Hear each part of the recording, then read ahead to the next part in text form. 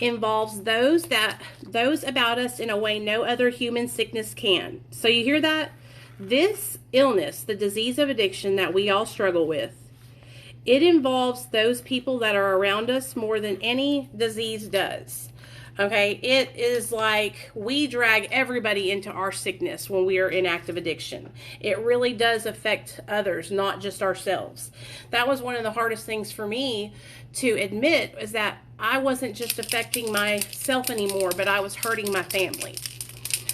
If a person has cancer, all are sorry for him, and no one is angry or hurt.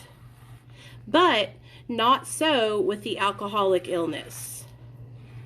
For with it there goes annihilation of all things worthwhile in life.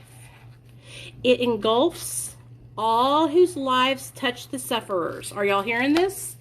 It brings misunderstanding, fierce resentment, financial insecurity, disgusted friends and employers, warped lives of blameless children, sad wives and parents. Anyone can increase the list. Hey, Morgan.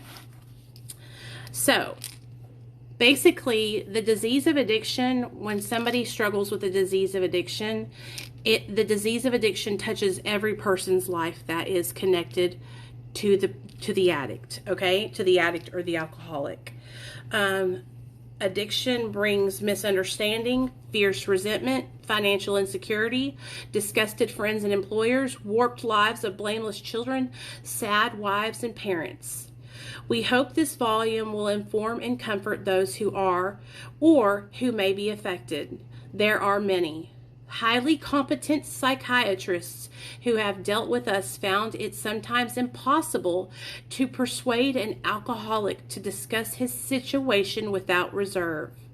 So, psychiatrists, doctors couldn't even get a person who struggles with addiction or alcoholism to share what they were struggling with them, to share it without feeling like they're going to be judged, right?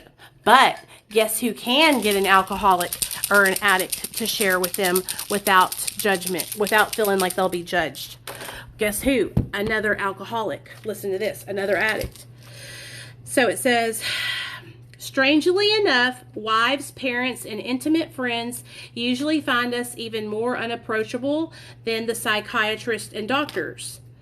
So even our family members can't get through to us. Okay, so the doctors can't, the psychiatrists can't, our wives, our brothers, our sisters, our parents, nobody can get through to us when it comes to our addiction. But guess who can? The ex-problem drinker or user who has found this solution, who is properly armed with the facts about himself, can generally win the entire confidence of another alcoholic in a few hours. So we can relate to each other, you know? You're welcome, Roland. We can relate to each other, and that's what helps us, you guys, is each other. There's nothing quite like another addict or alcoholic helping another addict or alcoholic. You know, I've been thinking about this today a lot, about TikTok, and about how everybody's fighting this battle, like, to be heard, right? I'm not fighting anybody anymore. I'm not trying to be heard about whatever recovery path I choose. What I'm trying to do is help people stay sober, no matter what path you chose. Whether you're on Suboxone, Methadone, Kratom, Vivitrol, medical marijuana, medication for your anxiety, depression medication, abstinence, whatever it is. I'm trying to bring you guys content that is going to help improve your life and help you stay sober. So, that the man who is making, but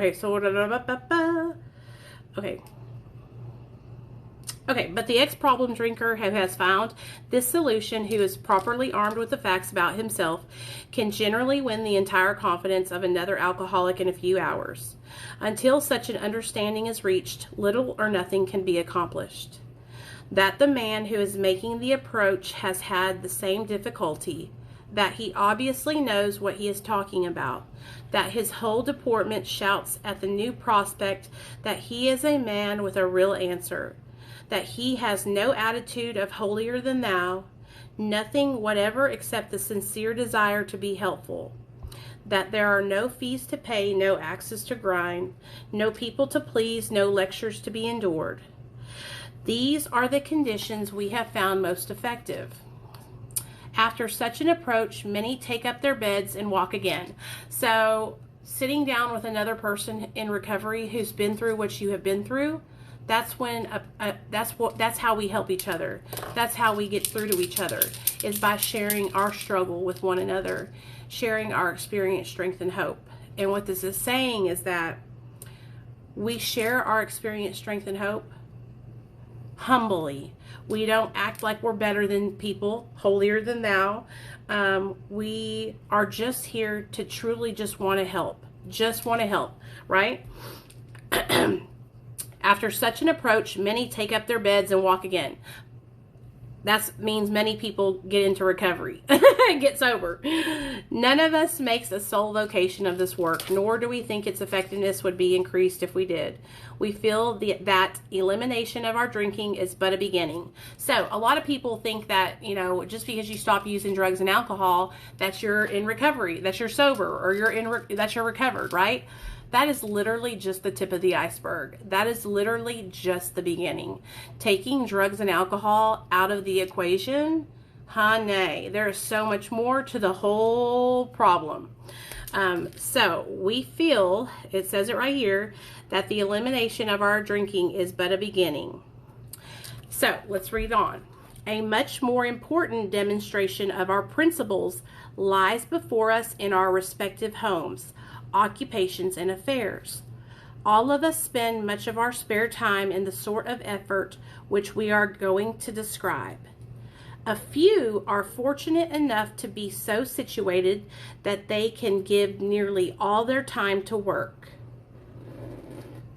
So basically, some people don't have it to where they can just go around and help others, right? Some people have to work jobs. Some people don't have their living situation straightened up. And so not everybody can just be of service and that's all, right? If we keep on the way we are going, there is little doubt that much good will result. But the surface of the problem would hardly be scratched. Those of us who live in large cities are overcome by the reflection that close by hundreds are dropping into oblivion. Now it's like thousands and millions people dying from addiction. Okay? Many could recover if they had the opportunity we have enjoyed. How then shall we present that which has been so freely given to us? We have concluded to publish an anonymous volume setting forth the problem as we see it. We shall bring to the task our combined experience and knowledge. This should suggest a useful program for anyone concerned with drinking, I say drinking and using. Of necessity, there will have to be discussion of medical matters, medical, psychiatric, social, and religious. We are aware that these matters are, listen up you guys, this is where if you are on Suboxone, Methadone, or any kind of medication for your mental health, listen. Of necessity, there will have to be discussion of medical matters, medical, psychiatric, social, and religious. We are aware that these matters are, from their very nature, controversial. Nothing would please us so much as to write a book which would contain no basis for contention or argument. We shall do our utmost to achieve that idea. Most of us sense that real tolerance of other people's shortcomings and the viewpoints and respect for their opinions are attitudes which make us more useful to others. Our very lives as ex-drug addicts and drinkers depend upon our constant thought of others and how we may help meet their needs. You may already have asked yourself why it is that all of us became so very ill from using and drinking. Doubtless you are curious to discover how and why. In the face of expert opinion to the contrary, we have recovered from a hopeless condition of mind and body.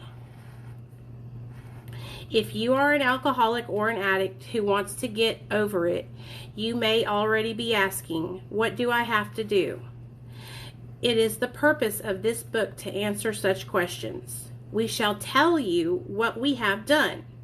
Before going into detailed discussion, it may be well to summarize some points as we see them. How many times people have said to us, I can take it or leave it. Why can't he? Why don't you drink like a gentleman or quit drugs?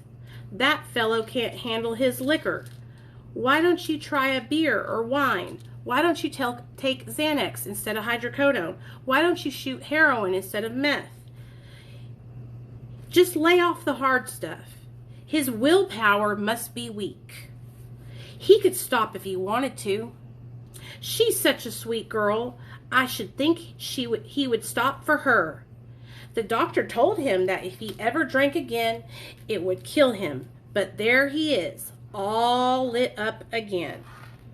Now, these are commonplace observations on drinkers which we hear all the time. Back of them is a world of ignorance and misunderstanding. We see that these expressions refer to people whose reactions are very different from ours. Now, it's going to tell you guys the different stages of alcoholism, the different stages of addiction, the different kinds. Number 1, moderate drinkers, moderate users have little trouble in giving up liquor or drugs entirely if they have good reason for it. They can take it or leave it alone. That's the moderate drinker, moderate user. Then we have a certain type of hard drinker or hard user. He may have the habit badly enough to gradually impair him physically and mentally. It may cause him to die a few years before his time. If a sufficiently strong reason, ill health, falling in love, change of environment, or the warning of a doctor becomes operative, this man can also stop or moderate, although he may find it difficult and troublesome and may even need medical attention. Okay? But what about the real alcoholic or the real drug addict? He may start off as a moderate drinker. He may or may not become a continuous hard drinker or hard user, but at some stage of his drinking career or using career, he begins to lose all control of his consumption. Once he starts, he cannot stop. Once he pops, he can't stop, like Pringles, okay? That's me. I am that. Once I pop, I can't stop, okay? Here's the fellow, and this is going to share with you even more about the real alcoholic or the real addict. Here is a fellow who has been puzzling you, especially in his lack of control. He does absurd, incredible, tragic things while drinking and using drugs. He is a real Dr. Jekyll and Mr. Hyde. He is seldom mildly intoxicated, so he's never just like chilling, mildly drunk or mildly high. He's fucking 3 sheets to the wind. That's me. Hello. He is always more or less insanely drunk and high. His disposition while drinking resembles his normal nature, but little. He may be one of the finest fellows in the world. Yet, let him drink or get high for a day, and he frequently becomes disgustingly and even dangerously antisocial. How many of y'all are like that too? When you start getting fucked up and then you just kind of like go in your little hole and you just want the drugs. He has a positive genius for getting tight at exactly the wrong moment, particularly when some important decision must be made or engagement kept.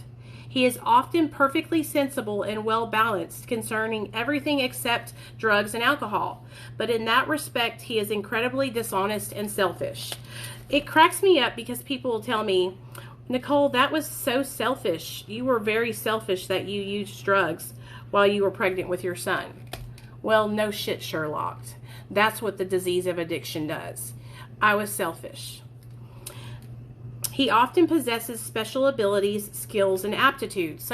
So many people who struggle with addiction are really smart, very hard workers, like I said, super intelligent, very talented, dancers, comedians, lawyers, public speakers, right? Drug addicts aren't just junkies underneath a fucking bridge that aren't, like, we are smart, caring, loving people. and has a promising career ahead of him. He uses his gift to build up a bright outlook for his family and himself, and then pulls the structure down on his head by a senseless series of sprees. How many times have you all done that?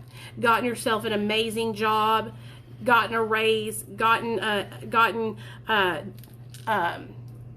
the manager, right? And you're doing so good, right? You're like showing everybody, look at me, I'm doing the damn thing. And then the next thing you know, you pull it all down on top of you, going out on a spree, getting high and getting fucked up. He is the fellow who goes to bed so fucked up, he ought to sleep the clock around. Yet early the next morning, he searches madly for his bottle he misplaced the night before. If he can afford it, he may have liquor and pills concealed all over his house to be certain no one gets his entire supply away from him to throw down the waste pipe. As matters grow worse, he begins to use a combination of high-powered sedatives and liquor to quiet his nerves so he can go to work. Then comes the day when he simply cannot make it and gets drunk all over again. Perhaps he goes to a doctor who gives him morphine or some sedative with which to taper off. Then he begins to appear at hospitals and sanitariums, which is rehabs, okay? I know, Matthew, same. This is so crazy. I know. And so when I used to think about it before the next day, like when I would get fucked up at night and like I would have my mental faculties intact still, I would always save myself a wake up bag or a line for the morning because I knew I had to go to work, you know. But then eventually what happens is just like in here, I just start losing control and all that shit goes down the drain and I don't have a wake up bag. I don't have a wake up pill. And I'm calling in. I'm not going into work. Perhaps he goes to a doctor. Oh, yeah. So then I start going in and out of rehabs and treatments and ending up in the hospital overdosed, right? Waking up and being like, what happened? This is by no means a comprehensive picture of the true alcoholic, as our behavior patterns vary. So everybody's different. Not everybody is going to be the same. But this description should identify him roughly. And when I say alcoholic, I mean drug addict too. It's the same thing. Addicts and alcoholics are the same. There's no difference. And so that's why I'm putting in stuff about addiction and drugs in here too. So a lot of you who don't understand addiction or people who haven't learned about their disease yet might say, why does he act like this? Why do we act like this? Why do we do this to ourselves? If hundreds of experiences have shown him that one drink means another debacle, one drink means I'm going down through there, one drink means I'm losing my job, one pill means I cannot stop, I'm going to go get heroin, right? Why do I do this if I know that every time I pick up, it's going to take me down through there? One is never enough, right? One is too many, 1,000 is never enough. But listen, okay, why does he behave like this? Okay, if all these situations have showed him that he can't be doing this, right? Why is it that he takes that one pill or that one drink? Why? Why can't he stay on the wagon? Why? What has become of the common sense and willpower that he still sometimes displays with respect to other matters? Perhaps there never will be a full answer to these questions. Opinions vary considerably as to why alcoholics react differently from normal people. We are not sure why, once a certain point is reached, little can be done for him. We cannot answer the riddle. We know that while the alcoholic or the addict keeps away from drink or pills or drugs or coke, as he may do for months or years, he reacts much like other men. We are equally positive that once he takes any alcohol or drugs whatsoever into his system, something happens both in the body and mental sense, which makes it virtually impossible for him to stop. Okay, so right here it's telling you guys that whatever happens not only in his body, but also in his mind. All right, this is where we're talking about the disease of addiction is not just a dependence issue. It's a mental issue, okay? So it centers in the mind and the body, and he cannot stop. Once he picks up a drink or a drug, he cannot stop, right? He's off to the races. Yes, I'm reading now the big book of Alcoholics Anonymous. We're going to start doing this in the evening times, y'all. The experience of any alcoholic will abundantly confirm this. The experience of any alcoholic or addict, just let's put addict in there too, because I know a lot of us are addicts too. These observations would be academic and pointless if our friend never took the first drink, thereby setting the terrible cycle in motion. So we know right now, as sober people, we all know that taking the first drink is what sets us in motion, right? So we know as sober people with clear minds that as long as we don't pick up that first drink or drug, then we don't have to worry about doing any of this dumb bullshit. We don't have to worry about fucking losing our jobs or cheating on our husbands or crashing the cars or burning down the house because we nodded out with a cigarette in our hands. As long as we don't pick up the first drink or drug. It seems so easy, doesn't it? And it does get easier the longer you stay sober. But at the beginning, man, it just seems like it's daunting. It's overwhelming. It's like, it can be like so fucking constant on your brain. And I remember when I was like probably 6 months sober, and I still thought every single day, like, is today going to be the day that I go out and get Xanax, relapse, and fucking lose everything? I just kept pushing through that. I kept talking to my sponsor and my mentors and my friends that were in recovery, and I kept going to meetings and talking to other people and sharing about what I was going through, so that way I wasn't alone. Because that was the thing, you guys, a lot of the reasons why I always would relapse is because I would be alone in my mind and I would take my own advice. Okay? I would take my own advice, and my own advice would be, hey Nicole, go get drunk, go get high. It's not that big of a deal, just one more time, right? Okay.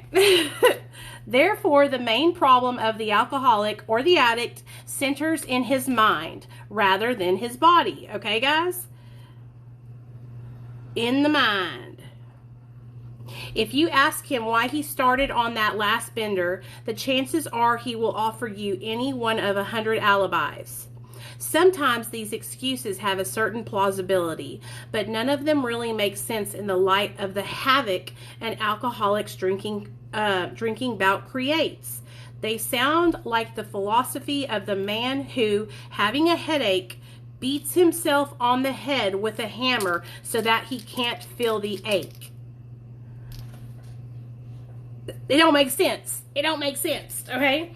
So, it don't make sense. That's how much taking a drink or a drug into our bodies, knowing the consequences of our actions, knowing what we do when we get drunk and high, but we still do it. That's how baffling, that's how crazy it is that we will continue drinking and drugging and wait till we lose everything. Right? That's why I lost my son. That's why my child got taken away from me, because the insanity of my disease, and because I was so broken on the inside that I didn't see no other way out but to use and try to escape reality. And so I had to start healing on the inside. I had to start learning how to love myself and forgive myself for a lot of shit that happened when I was younger, and stupid decisions I made and things that I held against myself for a long time that kept me sick, you know? If you ask him why he started, okay. They sound like, okay, I read that. If you draw this fallacious reasoning to the attention of an alcoholic, he will laugh it off or become irritated and refuse to talk. Does anyone else ever have dreams that they get high and then wake up feeling almost like you relapsed? Absolutely. Hey, Cherry, what's up, girl? All the time, or not all the time now, but I used to a lot back in the day, mainly with methamphetamine. But I'll tell you this, like, what has helped me to get away from like using dreams like that was I had to start looking at what was I doing in the at night before I went to bed. What was I like watching? Who was I talking to? What was I doing that was kind of following me into the night? A lot of the times it would be because I would wake up and I would eat something like a large meal late at night, and then I would have nightmares. Sometimes when I get on here and I tell you guys stories, about my ex-boyfriend, LD, and how he would beat me, those stories would trigger something inside of me, right? And I would go to sleep at night and have a nightmare and then wake up in that, like I was using, you know? So okay, here we go. Okay. Once in a while, he may tell the truth. And the truth, strange to say, is usually that he has no more idea why he took the first drink than you have. Some drinkers and users have excuses with which they are satisfied part of the time. But in their hearts, they really do not know why they do it. Once this malady has a real hold, they are baffled a lot. There is the obsession that somehow, someday, they will beat the game. But they often suspect they are down for the count. So that's what happens with people who struggle with addiction. We get to a point where we're like, it's not going to be like that this time. I can just drink one more. I can just take one more pill. I can just do one line. And it's going to be different this time. And I'm telling you guys, I cannot tell you how many times I would say that to myself. Like, it's going to be different this time. I'm not going to fucking crash my car. I'm not going to disappoint my family. I'm not going to hurt my friends. And every single time, yeah, I did it.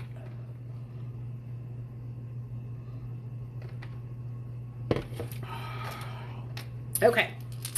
In a vague way, their families and friends sense that these drinkers and users are abnormal, but everybody hopefully awaits the day when the sufferer will rouse himself from his lethargy and assert his willpower.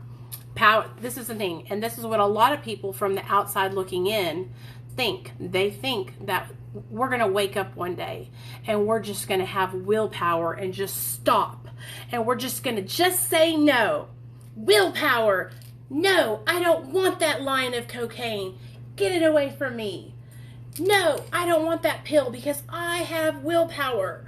And that's what a lot of people think.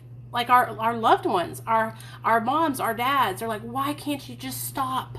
Why can't you just stop, Nicole? You're so smart. You have so much potential. You're such a hard worker. You're such a beautiful girl. Why don't you just stop? You're ruining your life. You're ruining your life, right?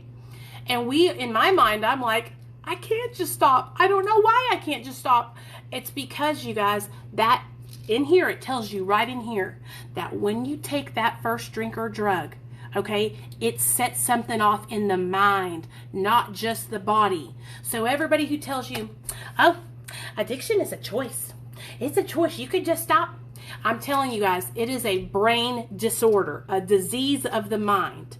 And when you take drugs and alcohol into your brain, into your body, your brain does not break that shit down the same way a normal person's does.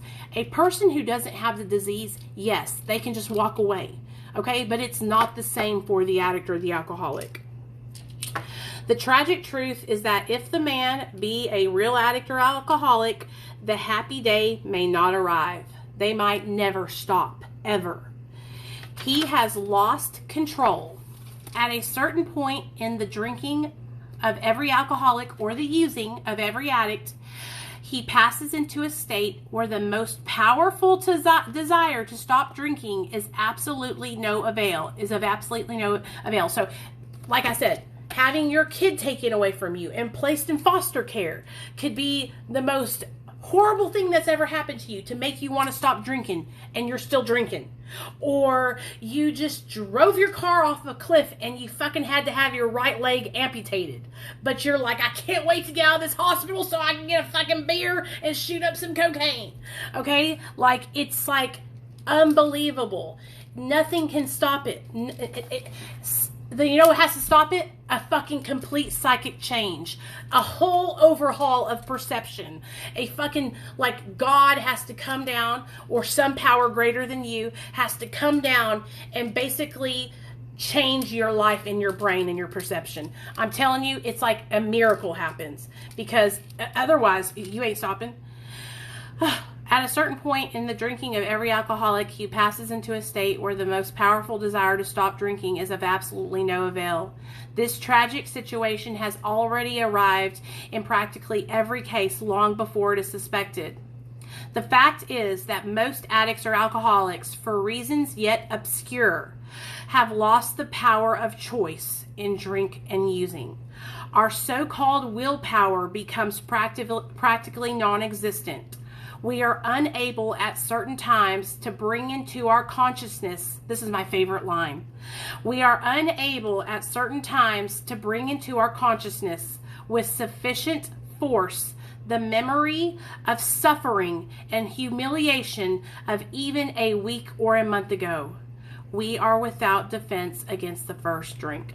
So, euphoric recall is what this is, okay?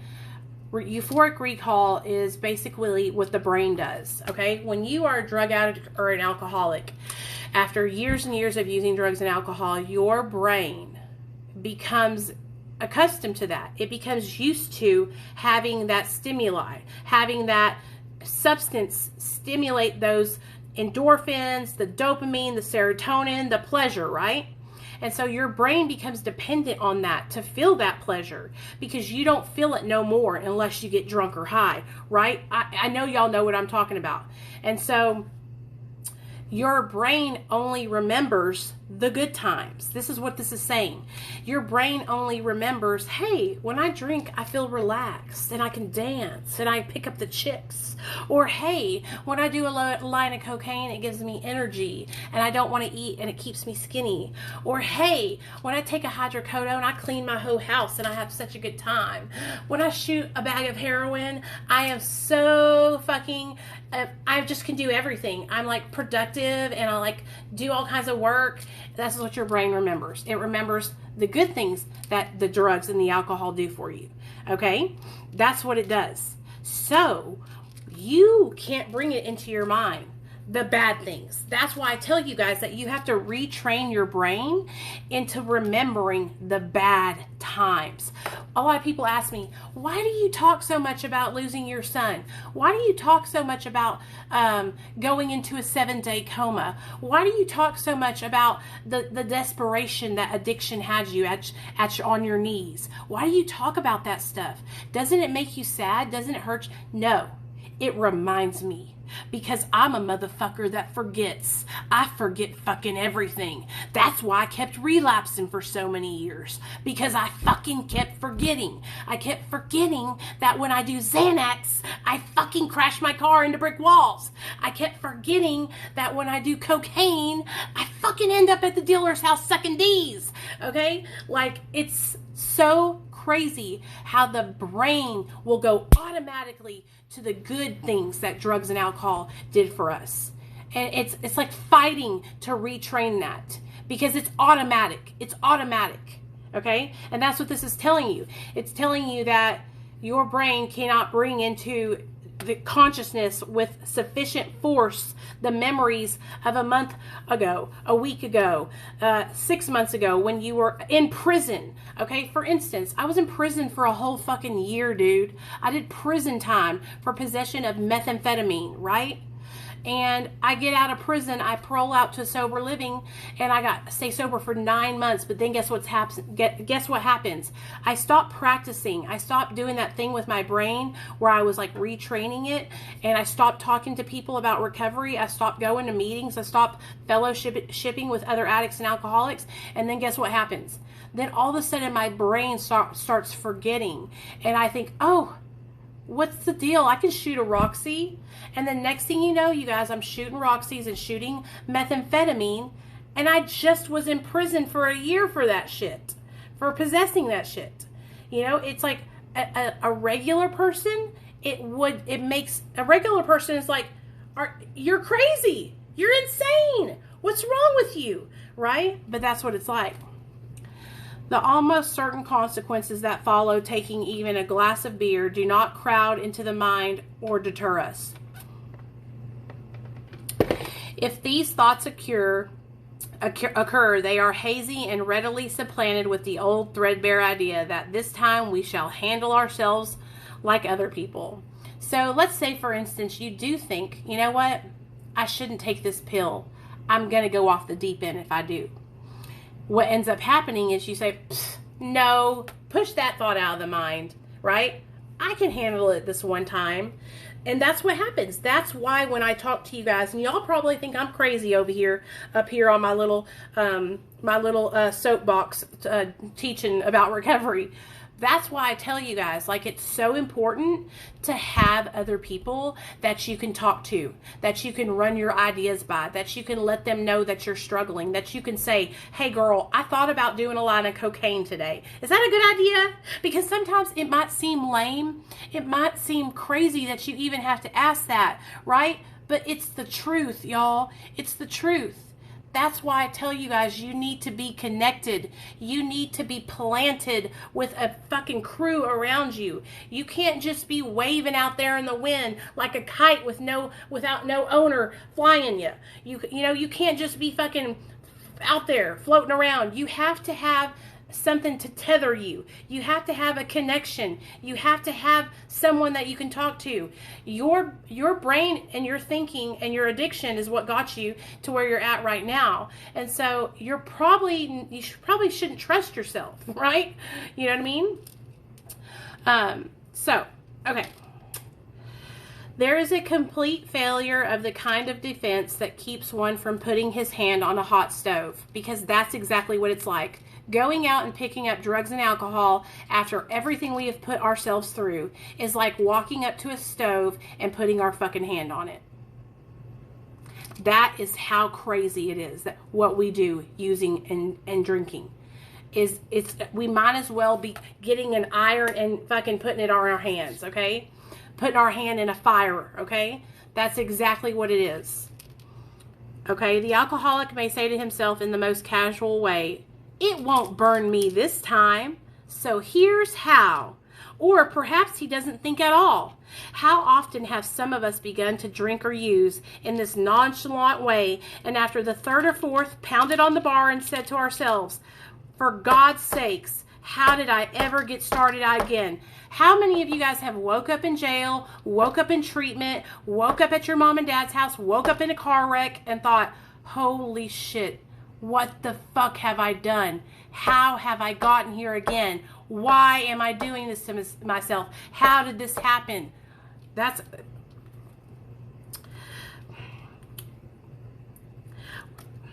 only to have that thought supplanted by, well, I'll stop with the sixth drink, or what's the use anyhow? When this sort of thinking is fully established in an individual with alcoholic tendencies, he has probably placed himself beyond human aid. That means no human can help him. Beyond human aid. And unless locked up, may die or go permanently insane. These stark and ugly facts have been confirmed by legions of alcoholics and addicts throughout history.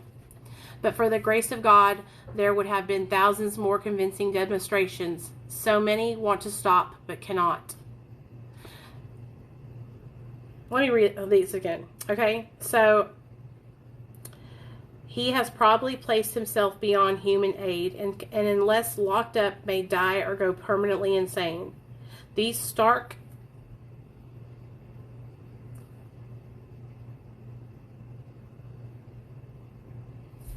This is exactly what it's like when you're in active addiction. No one can stop you. And unless you have to, it's like I literally ran myself into the coma, a 7-day coma. I literally ran myself into losing custody of my son. And the only way I was ever going to stop is if I was locked down, locked down. There is a solution. I'm sorry, I don't mean to get emotional, but it's true. It's true. Everything in my life was consumed with drugs and alcohol. And once you get on that one-way road, it's like so discouraging. It's like no other way off, And so I'm just so grateful to be alive. You know what I mean? I'm so grateful that I am alive and that I can help other people and that I can share my story and that we can be here today reading out of the big book, I wish Mara had a book because I would be reading this, but I love the 12 steps, and so that's why we're reading the big book. Okay, there is a solution though. Almost none of us liked the self-searching, the leveling of our pride, the confession of shortcomings, which the process requires for its successful consumption. But we saw that it really worked in others, and we had to come to believe in the hopelessness and futility of life as we had been living it. So basically, the solution is, okay, that we have to smash our pride, okay? We have to confess our shortcomings, all right? We have to level our pride, confess our shortcomings, reach out for help, surrender, right? Surrender to a power greater than ourselves. And that's how we can get better, okay? That's how we will have success in recovery through the 12 steps. But we saw that it really, and we see it work in other people, you know, because the hopelessness of our disease is what drives us into finally reaching out for help. Okay, I know a lot of people are like, oh, I don't want to do the 12 steps, or I don't want to do Celebrate Recovery, or I don't want to do. You have to do something. Okay, I don't care what it is. You have to do something though, and I'm telling you guys, getting into a program, it will help you to change your life. When therefore we were approached by those in whom the problem had been solved, there was nothing left for us but to pick up the simple kit of spiritual tools laid at our feet. We have found much of heaven, and we have been rocketed into a fourth dimension of existence, of which we had not even dreamed. The great fact is just this, and nothing less, that we have had deep and effective spiritual experiences which have revolutionized our whole attitude toward life, toward our fellows, and toward God's universe. The central fact of our lives today is that absolute certainty that our Creator has entered into our hearts and lives in a way which is indeed miraculous. He has commenced to accomplish those things for us which we could never do by ourselves. If you are as seriously alcoholic or addicted as we were, we believe there is no middle of the road solution. We were in a position where life was becoming impossible, and if we had passed into the region from which there is no return through human aid, we had but two alternatives. One was going on to the bitter end, blotting out the consciousness of our intolerable situation, so continue getting high and drunk, drowning your fucking life in drugs and alcohol, okay?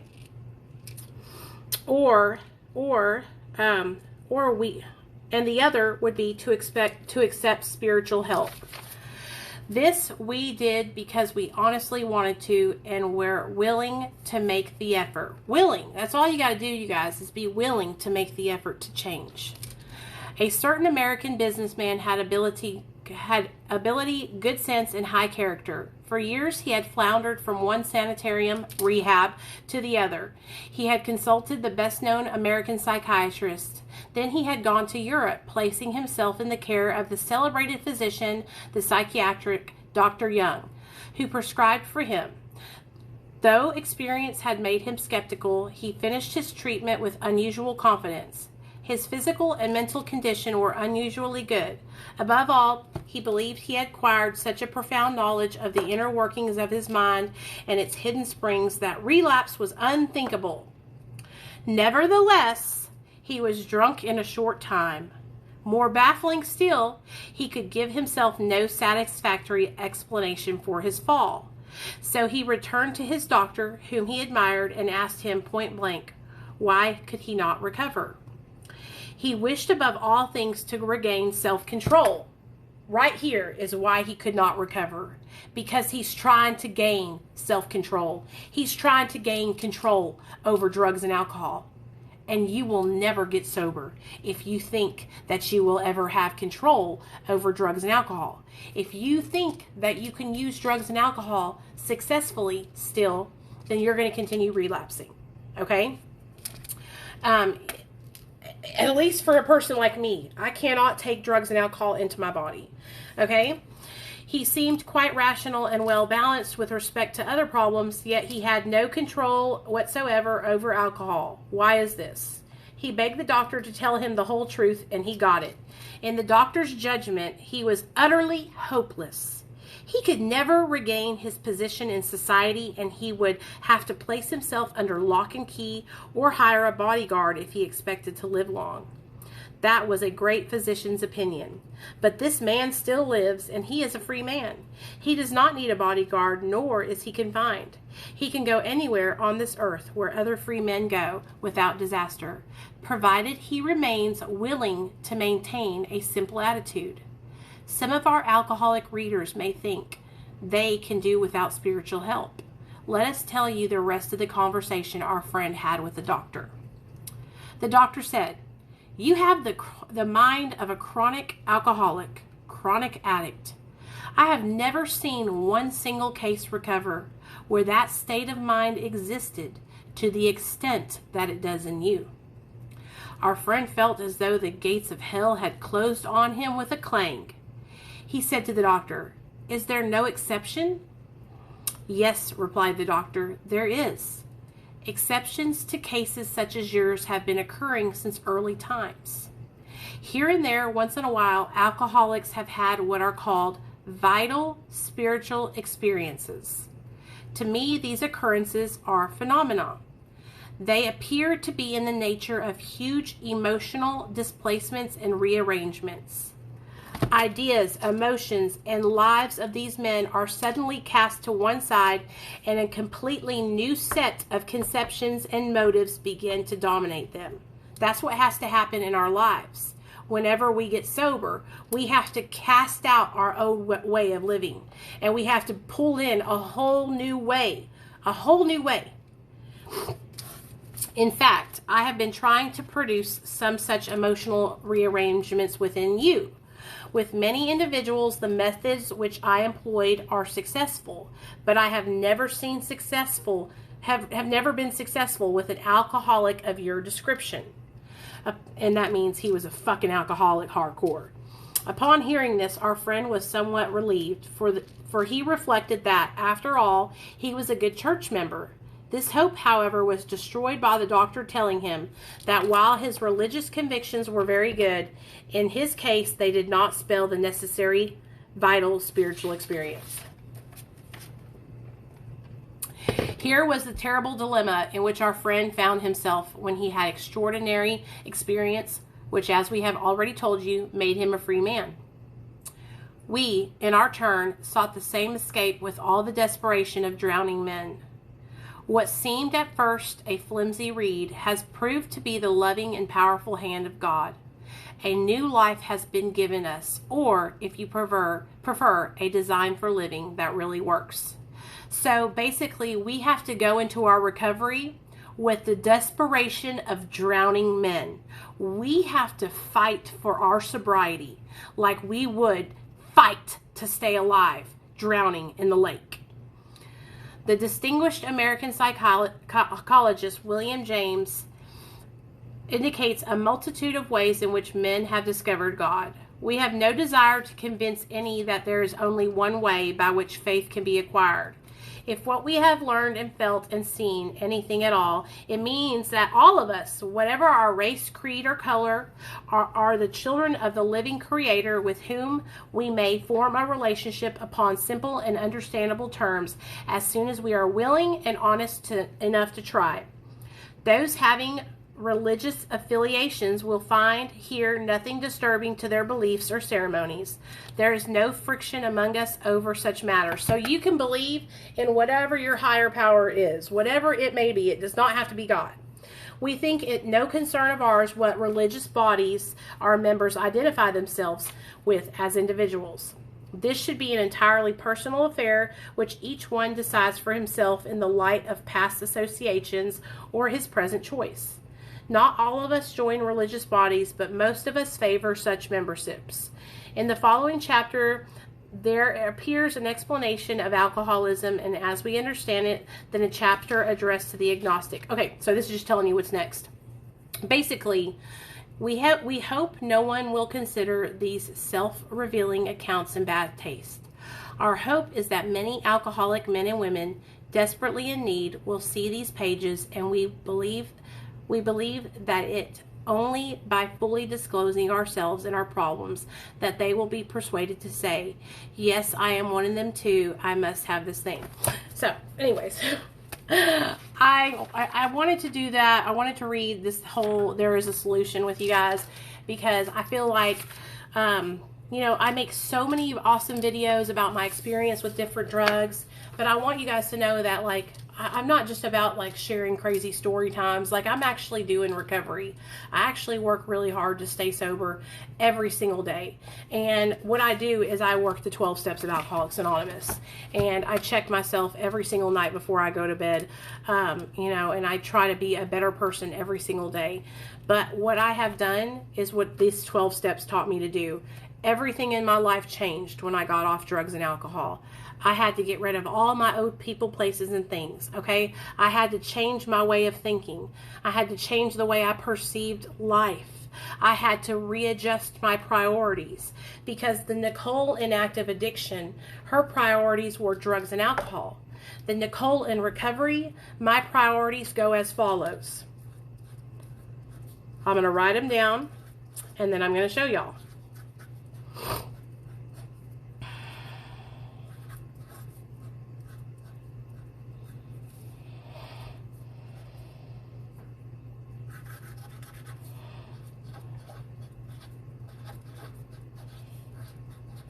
So this is my priorities. My recovery, my higher power, my son, and my family. My recovery, my higher power, my son, and my family. So that means that I put myself first. Okay, my recovery is what keeps me on the right path. If I don't do my recovery, I will die. I will lose everything. Okay? Everything. So it says right here, you guys, hold on, let me read it again.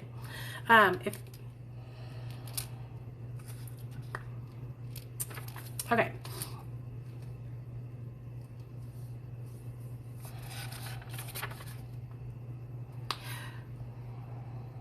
Okay, so it says right here, it says, we in our turn sought the same escape with all the desperation of drowning men.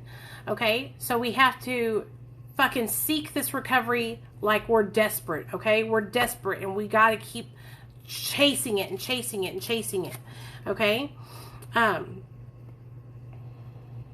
We have to push out our old ways.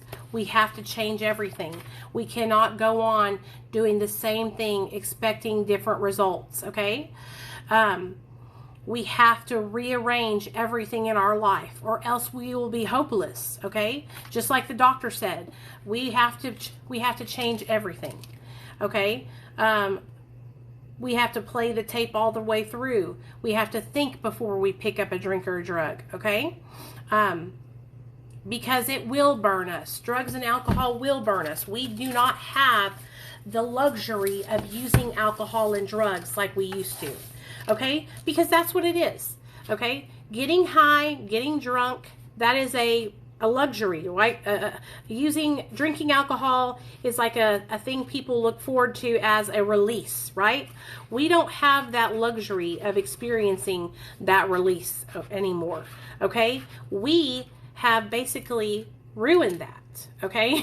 Our alcoholism and our addiction has caused it to where we can't do those things. When we do, we end up killing ourselves or losing everything that's important to us. And so what you have to do, how many of you guys are ready to let go of your old way of life? Let me see. If you're ready to let go of your old way of life, put a 1 in the chat. If you're ready to change your life and stay sober and do everything that you can to achieve recovery, put a 1 in the chat. If you are like, I think I'm kind of ready, but I'm not sure yet, put a 2 in the chat. And if you're like, hell no, I'm not fucking getting sober, put a 3 in the chat, okay? I'm ready. Are you ready? I'm ready too, Amanda. Good job. And so here's the thing. By putting the 1 in the chat, okay, by putting the 1 in the chat and saying, I'm ready, I want to change, I want to get better, all right, you're stepping out. You're stepping out and you're saying, I don't want to live my life like this anymore. I want to make changes. I'm willing. Are you willing to change your life? Are you willing to change everything, guys? Because that's what it's going to take. All right, I don't want to scare you away from trying to get sober. I don't want to scare you away from trying to improve your life, but I want you to know that everything's going to change. All right, so all the old ideas that you hold on to, all the things that you have become used to doing, right? Let go of it. Let's let go of it. Let's start new and fresh. Okay? How about this? Are you guys willing to let go of your old friends, the old things, places that you used to go, the old things that you used to do? So you're thinking about it, geeked up. You're thinking about getting off the nicotine, but you're not quite ready yet, right? So you're kind of like, I'm okay. I promise you, geeked up, nicotine, it might not seem like it's affecting you negatively right now, but sweetie, it is doing it inside of your body. You don't even know what it's doing to your lungs. Let me tell you a story. So my grandmother smoked cigarettes from the time she was 16 years old till she was 84. My grandmother passed away at 86 years old from cancer. My dad had to drive up to New York and watch my grandmother go through pain and agony from cancer, to the point where she begged him to take a hammer and beat her in the head and kill her with it. That's how bad the pain from her cancer was. She was in agony. Okay? She fought off breast cancer twice, and cervical cancer once, and then she got cancer again, and it went through her lungs and everywhere else, all over her body. Okay? Nicotine is a silent killer. It's a silent killer. So I understand that you're not 100% ready to dive all in yet, but when you are, we'll be here to help you. And so a lot of you guys have already gotten sober. A lot of you guys have already gotten sober, but you just really haven't. How many of you guys have gotten sober? You're not using drugs or alcohol, but you're like not doing anything for your recovery. You're kind of just like, you're just stopped using drugs. You haven't really been putting in like any work in your recovery. How many of y'all are at that stage?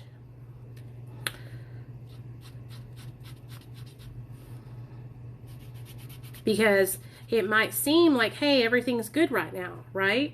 It might seem like everything's good right now and that you're staying sober, but let me just tell you guys something. You can only stay sober for so long on your just resting, right? Resting on your laurels. Now it's going to start taking the work. Okay, and it doesn't, listen to me, you guys, recovery doesn't have to be hard. It's okay. My grandma lived a long life, but it was a really hard thing for my dad to watch her go through that and have to be there, you know, and hear her telling him she wanted him to kill her. So for those of you guys that are doing the recovery coaching with me, we're going to be doing some stuff that are going to be helping us in our recovery.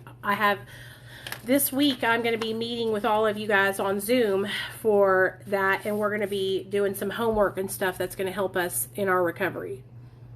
Hey, that's awesome, Amy. How do you quit smoking? You pick a quit date. You get rid of all the cigarettes out of your house, okay? Then you pick somebody that you trust to give them your debit card, so that way you don't go out and buy no cigarettes.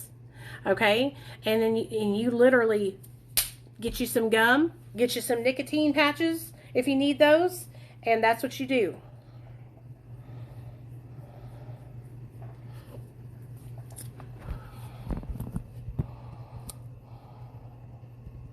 I went 20 days to come back, and I've realized how I have been going to the clinic about 6 months, and that's my good job, Jean or Jen. And here's the thing, you guys, go into the Suboxone clinic or the Methadone clinic. That is a huge step in the right direction to your recovery. Now that you're Gentry, now that you're on the clinic, now let's do the work on the inside. Because see, the medication is help treating the disease, right? But we got to work on the inside. Ourselves, our souls, our person. We got to work on healing. Okay, one of the things that I like to ask people whenever I first start working with them is, I want to know why you started getting high. What is it that made you start wanting to get high and drunk? And I don't want you guys to say, oh, I was hanging out with some friends and they were using. I want you to think beyond that, okay? I want you to think beyond the peer pressure. I want you to think beyond your boyfriend was using it. I want you to think beyond the doctor prescribing it to you. And I want you to share with me, why did you continue using even when you knew that it was causing you negative consequences? Like, I want you to get down to that. Like, the reason why I was drinking and using is because I hated myself. I was insecure. I was unhappy. I felt horrible on the inside. I felt like I was less than. Trauma and PTSD. Yes. Okay. So that's a lot of stuff. There's something in you that, because here's the thing, a sane person, a sane human being does not put drugs and alcohol in their body like we do and kill ourselves, basically. And so it has to be something going on inside you that you were using, the causes and conditions. Okay, it gave you confidence. So what I hear you to say, Roland, is that you were struggling with low self-esteem, low self-worth, not loving yourself, right? What else? What else? Think farther than that. Think farther than that. What else do you feel like? I felt like drugs and alcohol gave me confidence. I felt like they gave me energy. I felt like they helped me stay skinny. I had an eating disorder. That was another reason why I continued using drugs and alcohol. I was mentally ill with an eating disorder. I was starving myself. Okay? That's a lot of girls go through that, okay? Not worthy. I need to work on myself more. I've already been going to the clinic for almost 4 years. Exactly, Nicole. Exactly. And that's what happens, you guys. You can be on the clinic and be stagnant. You guys want to be living and growing and thriving in your recovery. And so what happens when you start doing this stuff with us at night, like we're doing right now, this starts making you think. Right now you guys are thinking, you're like, wait a second, I need to do more, because you can do more, you guys. You can do more and you'll be so much more happy, okay?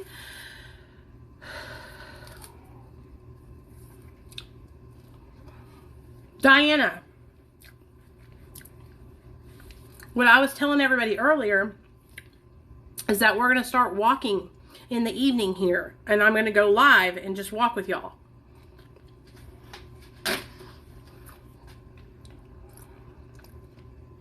Get encouraged.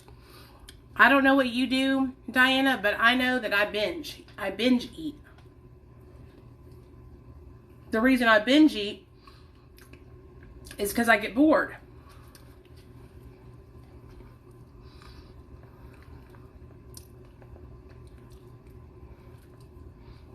And I get bored because I have no motivation. I have no motivation because I'm insecure about how fat I am. And I don't want to get up and go around a bunch of people. And so it all comes back to my appearance and how I feel bad about myself. Even with 6 years sober, that's what I'm struggling with.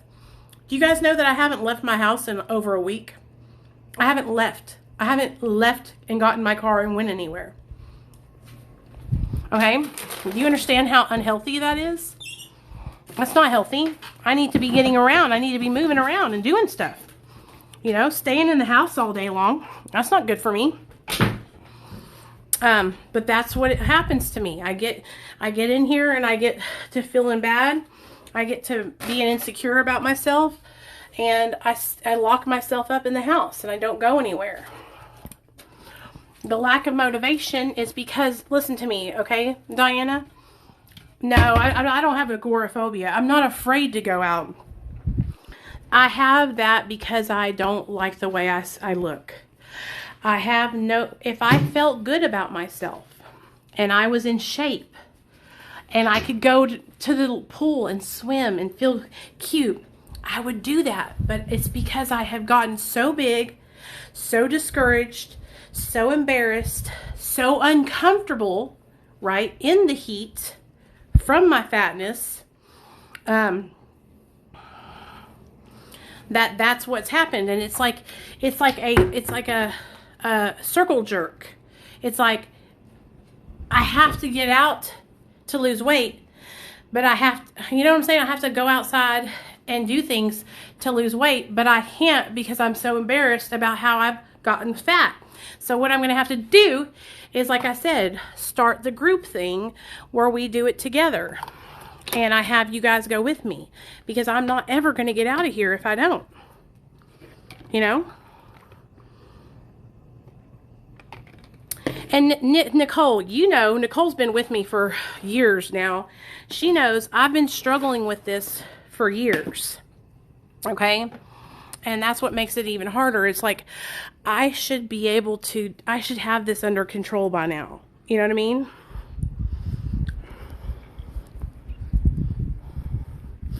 Okay, Gentry. Gentry says, I don't go out because I have problems with my teeth. See, it's the same thing, only it's me about my weight.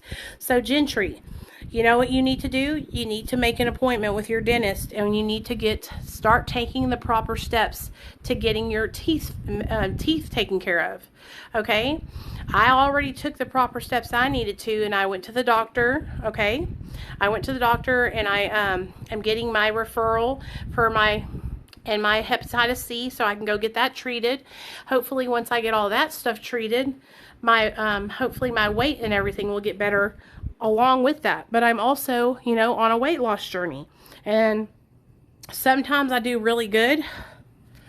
But today, I had fucking Burger King. I shouldn't have had Burger King. I was doing good, except for that damn Burger King. But I'm not going to let it ruin my time. I'm just going to get back up and get back on track.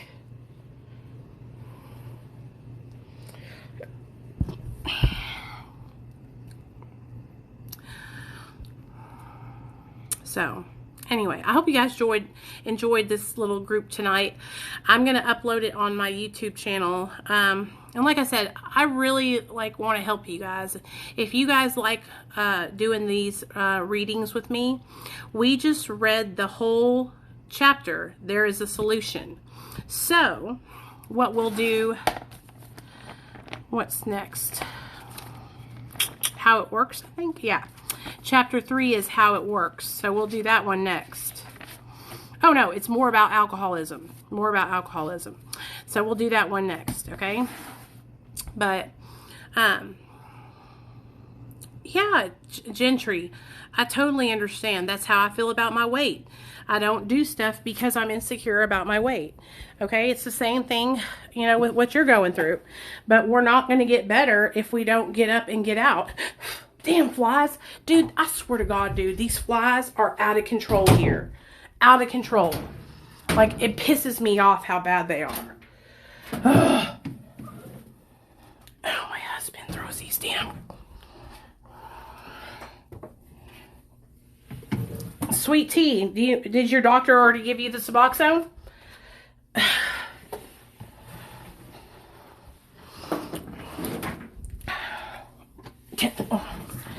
Let me know.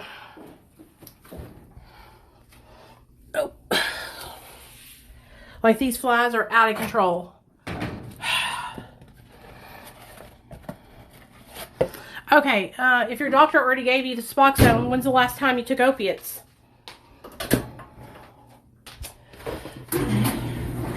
When's the last time you took methadone? Sorry.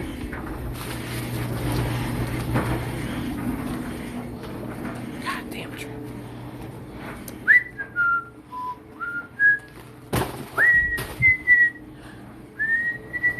Yesterday. Okay, you gotta wait still. If you're coming off methadone, yesterday, today, what time yesterday? Oh, 20, you need to wait 3 days, and then you need to score yourself on the clinical opiate withdrawal scale. So, wait 3 days, and then get cows off of Google and check your score. Yeah, meal prepping would be a good idea. You know what the thing is, you guys? It's like I don't even eat a lot. Like this morning I had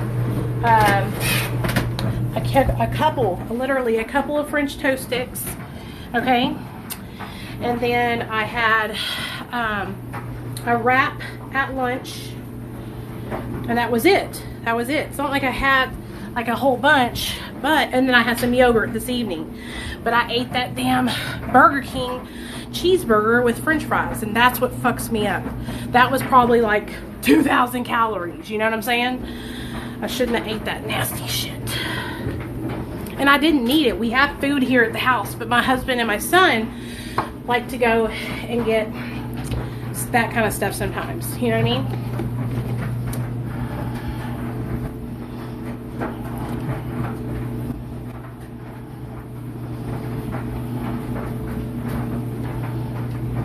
Yeah, that's okay, Nicole. Yes, sweet tea, you have got to use the cows. Okay, so wait 3 days and then go and score yourself on the cows, okay? So don't just wait 3 days and then take your subs. Wait 3 days and then get the cows scale out, okay? Wait 3 days, go on Google, get the cows scale out. It's going to ask you a bunch of questions. You're going to score yourself at each answer will have a certain number. You write down the number, then you add all the numbers up. If your numbers are 14, you can take your Suboxone.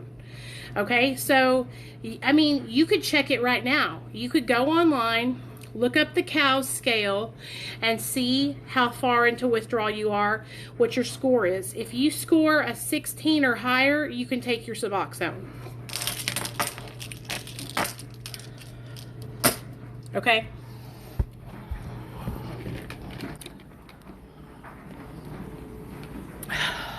We literally just helped a girl yesterday. I think she came on the live, and she was doing the same thing. So she went ahead and took her Suboxone, and now she's fine.